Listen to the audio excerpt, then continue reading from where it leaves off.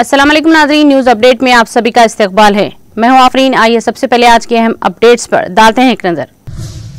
सदर जमहूरिया रामनाथ कोविंद ने जान की बाजी लगाकर मादरे वतन की हिफाजत करने वाले जांबाजों को एक दिफाई तकरीब में बहादुरी के इनामात से नवाजा। कर्नल संतोष बाबू, महावीर चक्र और सूबेदार संजीव को कीर्ति चक्र दिया गया। बीजेपी ने कहा कि कांग्रेस के सीनियर लीडर मनीष तिवारी ने कौमी सलामती के मामले पर अपनी ही साबिका कांग्रेस क़यादत की हुकूमत पर तनकीद की है, जो कांग्रेस की नाकामी का एतराफ है।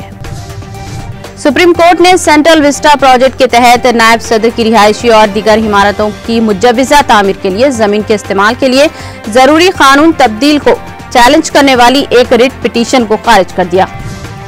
कांग्रेस की जनरल सेक्रेटरी प्रियंका गांधी ने कहा कि बीजेपी की तरजीही अवाम के मुफाद में काम करना नहीं है, बल्कि अपने लिए महल तैयार करना है।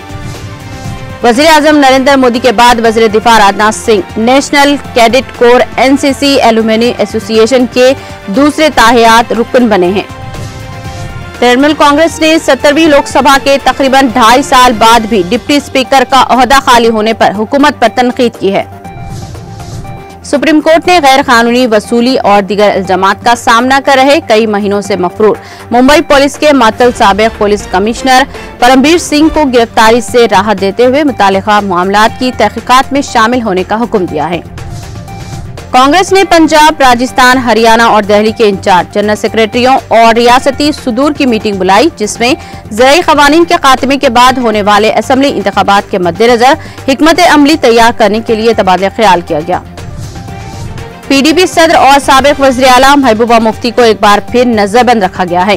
पार्टी के एक लीडर ने बताया कि महबूबा मुफ्ती को हैदरपुरा मुतनाज़ा एनकाउंटर में हलाक होने वाले अल्ताफ अहमद और डॉक्टर मुदस्सिर गुल के घर ताज़ियत के लिए जाना था, लेकिन इन्हें घर से बाहर निकलने की इजाजत नहीं दी गई।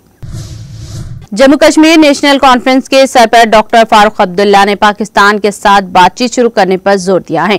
उन्होंने कहा कि जब चीन के साथ बात हो सकती है तो पाकिस्तान के साथ मुज़ाकरात शुरू करने में क्या हर्ज है। न्यूज अपडेट में फिलहाल इतना ही। दीगर अपडेट्स के लिए जुड़े रहिए टीटीवी के साथ।